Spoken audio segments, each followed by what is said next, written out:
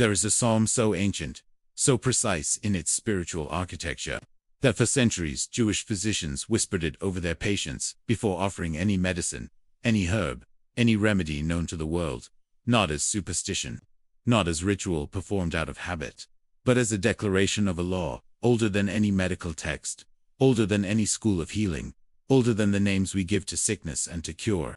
This psalm was not a last resort.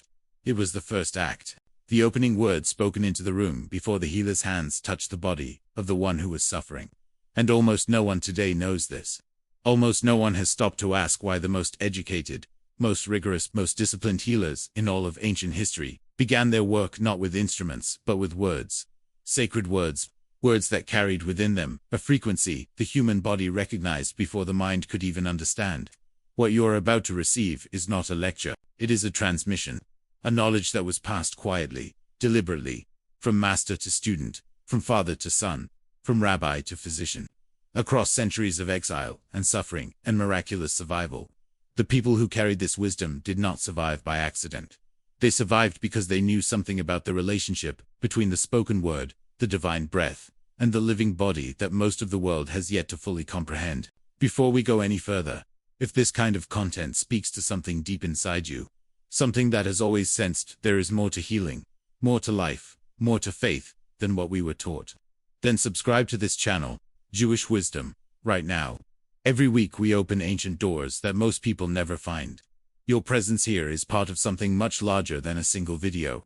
We are building a community of those who seek, who hunger, who will not settle for the surface of things. So press that subscribe button and walk with us.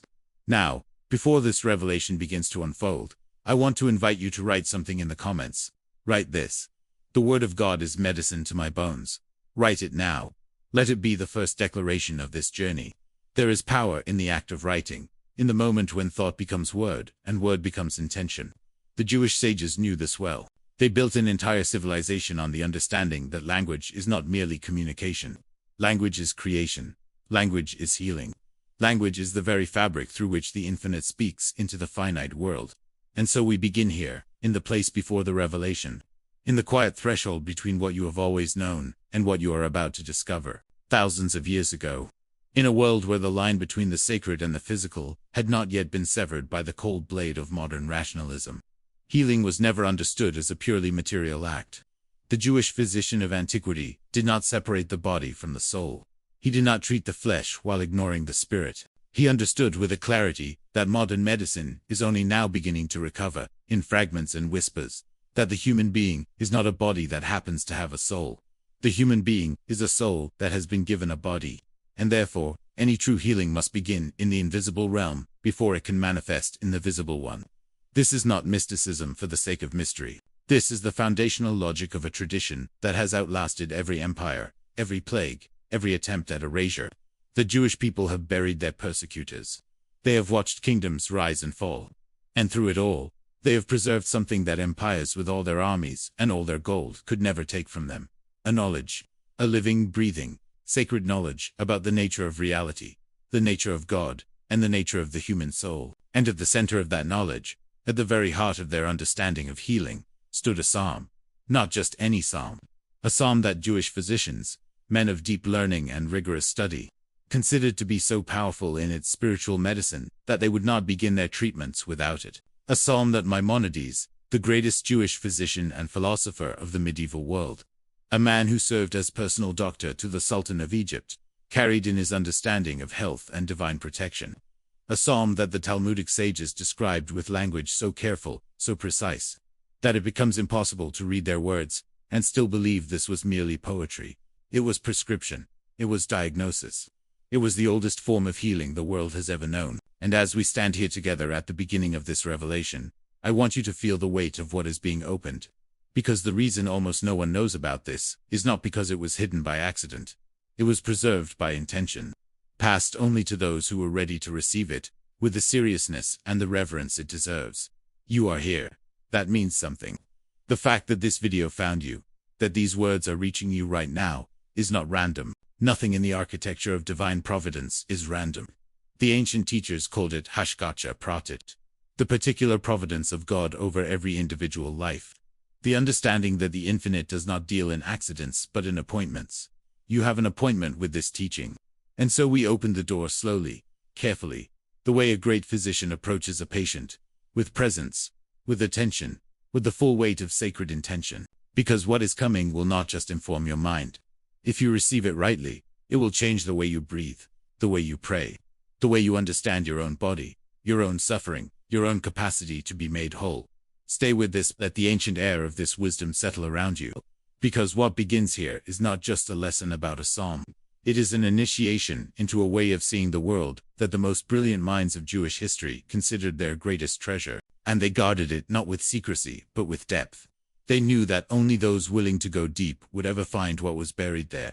You are going deep. And what waits for you in that depth is more extraordinary than anything you have been told. The psalm is the 91st. Mizmor Pegim, the psalm against afflictions. That is what the ancient rabbis called it. Not a song of comfort in the sentimental sense that word is often used today. Not a soft melody for difficult times. A psalm against afflictions. A spiritual weapon.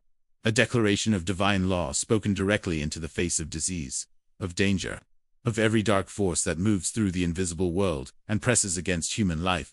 Open it and read the first 2 verses, and you will immediately understand why physicians, who believed in both science and scripture, saw in it something that no herbal remedy, no surgical technique, no compound of minerals could replicate.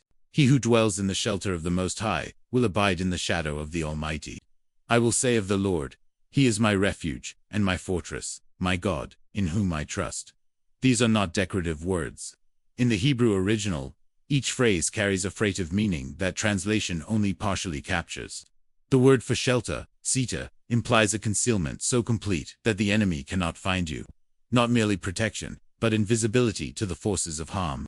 The word for shadow, sael, in the ancient understanding, referred to the divine presence that hovers over the one who has placed themselves entirely within the covenant relationship with God. And the 4 divine names used in just these 2 verses, El Elyon, Shaddai, YHWH, Elohim, each representing a different dimension of the divine nature, were understood by the Kabbalists and the rabbinic authorities to correspond to 4 different levels of protection, 4 different shields placed around the body, the mind, the spirit, and the soul of the one who prays this psalm with full intention and full faith. The Talmud in Tractate Shavut and later commentaries discuss how this psalm was used in healing contexts, not merely as an adjunct to medicine, but as the spiritual infrastructure that made the medicine effective.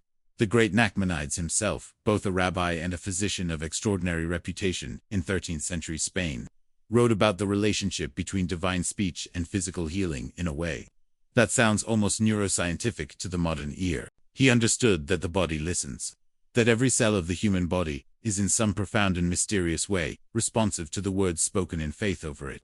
That when a healer, standing in right relationship with the divine, spoke words of sacred intention over a patient, something happened in the physical body that could not be explained by the pharmacology of the day.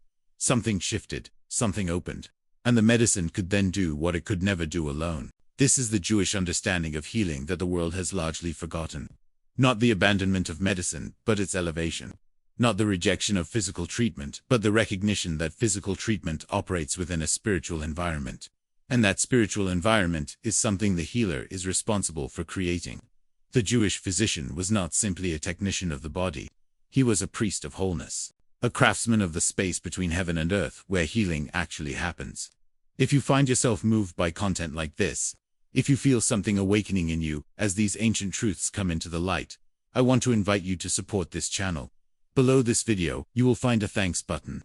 Whatever you feel moved to contribute, even the smallest amount, tells the algorithm and tells us that this work matters, that these teachings should continue to reach people who are ready for them.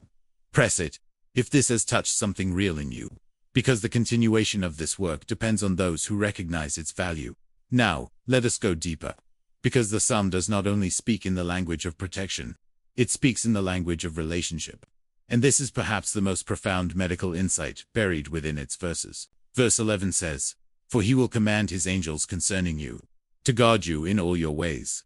The Hebrew word for guard here is lishmer, from the same root as shomer, a guardian or watchman. The imagery is precise. God does not simply remove danger. He stations guardians, He creates a structure of protection that operates continuously, not only when you are praying, not only when you are aware of it, but in all your ways, in every direction of your life, in every moment, whether sacred or mundane.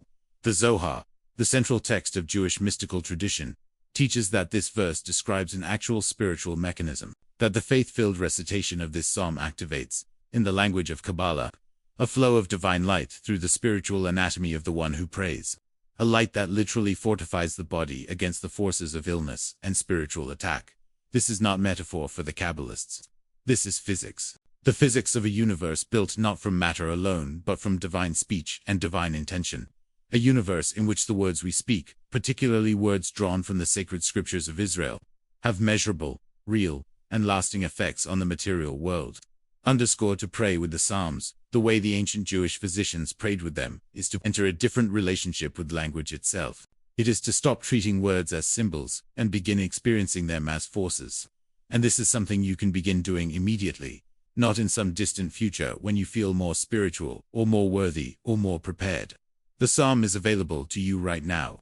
The healing frequency it carries is not locked behind a gate of religious credential or years of study. It is available to anyone who approaches it with sincerity, with humility, and with the willingness to let the words do what words of this quality have always done, when spoken from a heart that is genuinely open. The practice is this.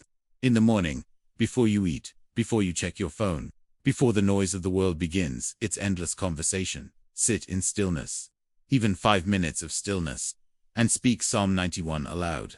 Not silently, aloud, because the Jewish tradition is absolutely clear on this point. The power of the psalm is activated through the breath, through the voice, through the physical act of allowing sacred words to pass through the body and enter the air of the room where you are. The Talmudic sages were not being poetic when they said that the spoken word of prayer fills a room with divine presence. They were being precise. You speak the psalm over yourself. You speak it over your family. If someone in your life is sick, you go to them and you speak this psalm over them, with the intention that every word is a living stone, being placed in the wall of divine protection around their body. This is what the physicians did. And the reports that have come down to us through centuries of Jewish medical history are not the reports of people who believed in magic. They are the reports of rigorous, learned, intellectually serious men who documented what they observed, and what they observed, consistently, across different countries, different centuries, different medical traditions, was that patients over whom this psalm was prayed with faith and intention recovered with a frequency that could not be explained by the medicines alone. Now here is the second phrase I want you to write in the comments. Write this. I dwell in the shelter of the Most High, and no sickness has power. I dwell in the shelter of the Most High, and no sickness has power over me. Write it with intention. Write it as a declaration, not a wish. Because in the Hebrew spiritual framework, there is a profound difference between asking and declaring. Asking positions you as one who does not yet have. Declaring positions you as one who is receiving what has already been promised. And the promise of Psalm 91 is not conditional on your perfection. It is conditional on your trust. The Hebrew word used throughout the psalm for trust is bait, and baitachin is one of the most important concepts in all of Jewish spiritual thought. It is not optimism. It is not positive thinking in the modern sense.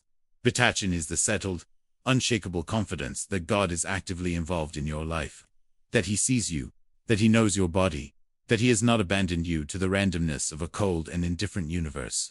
When the Jewish physician prayed Psalm 91 over a patient, he was doing something spiritually precise. He was creating an atmosphere of bitachon in the room. He was declaring, on behalf of someone who might be too weak or too afraid to declare it themselves, that this person is known by God, that this person is covered, that this person belongs to the covenant of divine protection, and that covenant is not broken by fever, or by infection, or by the slow erosion of a body that has been carrying too much for too long. And if you love content like this, if this kind of teaching reaches something in you that most of what you find online never touches, I want to tell you about something very special. In the description of this video, and in the first pinned comment, you will find a link to a material we have prepared with great care. It goes far deeper than what any single video can hold. It is called Prosperidade, Judea Abundant, and beyond everything it teaches about Jewish wisdom, prosperity, and spiritual power. It also contains profound guidance on how to pray with the Psalms, the way the ancient masters prayed, how to use these sacred texts, not only for healing, but for every area of your life where you need a divine breakthrough. The link is in the description. Go there when this video ends. What you will find will stay with you. Now back to the practice, because this is too important to leave in the realm of the theoretical. There is a specific tradition within Jewish healing that involves what the rabbis called kavanah, which means directed intention. When you pray Psalm 91, you do not simply read the words. You direct them. You speak verse 4, He will cover you with His feathers, and under His wings you will find refuge. And as you speak it, you consciously imagine the divine presence surrounding the specific part of your body, or the specific area of your life, that needs healing. This is not visualization in the New Age sense. This is the ancient Jewish practice of prayer, with directed spiritual attention, and it is documented in sources going back to the earliest Kabbalistic texts. The body has a memory. Every cell carries the history of what has happened to it, the wounds, the shocks, the unprocessed griefs that lodge themselves in tissue and organ and nerve. And the ancient Jewish healers understood that the words of the psalm, spoken with kavanah, with this directed intention, had the capacity to reach into those cellular memories and begin to release what was stored there. This is healing at a level that goes beyond what can be seen under a microscope, and yet the effects, they believed, were visible, measurable, real. Speak the psalm daily, not as a formula, not as a magic incantation, where the words alone do the work regardless of your state of heart, but as a living conversation with the God who made your body and who knows every layer of what is happening inside it. Bring your full self to it. Bring your fear, if you have fear. Bring your doubt, if you have doubt. The psalm is large enough to hold all of it. And on the other side of that honest, courageous, daily act of sacred speech, something begins to move. There was a physician in medieval Toledo, a Jewish doctor whose name has been preserved in the records of the Jewish community of that city. A man of extraordinary learning, who served both Jewish and Christian patients, at a time when doing so required great courage. He was known throughout the region not only for the precision of his diagnoses and the effectiveness of his treatments, but for something his patients described in ways that were difficult to put into words. They said that when he entered the room, something changed. The air changed. The weight of illness, that heavy, suffocating presence that descends on a house where someone is suffering, seemed to lift slightly, as though a window had been opened in a place where no window existed. What they were experiencing, though they had no language for it, was the atmosphere created by a man who had prayed Psalm 91, not just that morning, but every morning for decades. A man whose entire inner world had been shaped by the language of divine protection, so that when he walked into a room, he brought that world with him. He brought the shelter of the Most High into the room where the suffering person lay. And the suffering person felt it. Not metaphorically, actually. This is the deeper teaching hidden inside the teaching about the psalm. It is not only about what the psalm does for you when you pray it. It is about what you become when you pray it faithfully, consistently, over time. You become a carrier of divine atmosphere. You become someone whose presence itself is a form of medicine. And this is what the great Jewish physicians understood, that their contemporaries in other traditions were often still searching for. The healer must themselves be a vessel of the healing frequency before any external remedy can reach its full potential. Think about the people in your life who are suffering right now. A family member whose body is carrying a diagnosis that frightens you. A friend whose spirit is broken by years of struggle. Someone you love who has stopped believing that things can change. You have something to offer them that no pharmacy can provide. You can carry Psalm 91 into their presence. You can speak it over them, silently if necessary, in the privacy of your own heart. As you sit beside them, you can become, for them, the physician of Toledo, the one whose presence opens an invisible window and lets the divine air in. This is not a small thing. This is perhaps the greatest gift one human being can offer another, and it costs nothing except the willingness to take the ancient wisdom seriously, to practice it with consistency, and to trust, with that deep attaching, that the words of this psalm carry exactly what they have always carried. Across every century, every exile, every darkness the Jewish people have walked through and emerged from. Still alive, still praying, still holding the lamp of this sacred knowledge out to a world that desperately needs it. Write in the comments right now what you felt as you heard this. Not what you think, what you felt. Because the feeling is the signal. The feeling is the part of you that recognized something true. Honor it by naming it. Let the community here witness your response. Let your words join the long chain of sacred testimony that stretches back through centuries of men and women who encountered this psalm and were changed by it. And if this teaching has opened something real in you, If you sense that there is more, much more, waiting in the depths of this tradition, then I want to place something in your hands before you go. We have created something for people exactly like you. People who feel the pull of this ancient wisdom and want to go deeper than a video can take them.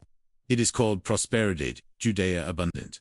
And it is more than a book about prosperity. It is a guide to the Jewish spiritual principles that govern healing, abundance, protection, and divine favor in every area of life. It includes deep teaching on how to pray with the Psalms the way the rabbis prayed with them, how to use sacred speech as a daily practice of transformation, and how to align your inner life with the ancient covenant principles that have sustained the Jewish people through every storm the world has thrown at them. The link to access it is in the description of this video and in the first pinned comment. Go there. What awaits you is not information, it is transformation. You came here today because something in you was searching. And what you found is a psalm that physicians trusted with their patients' lives, a tradition of healing that understands the body and the soul as inseparable, and an invitation to carry this ancient knowledge into your own life and into the lives of everyone you love. The shelter of the Most High is not a metaphor. It is a place you can actually inhabit. It is a spiritual reality, as concrete as the air you are breathing right now. And the door to that shelter is the Word of God, spoken in faith, spoken daily, spoken with the full weight of a heart that is decided, once and for all, that the one who made this universe is also the one who holds your life in his hands. Let that be your seal. Let that be the truth you carry out of this moment and into everything that comes next. You are not alone in your healing. You never were. The psalm knew your name before you did.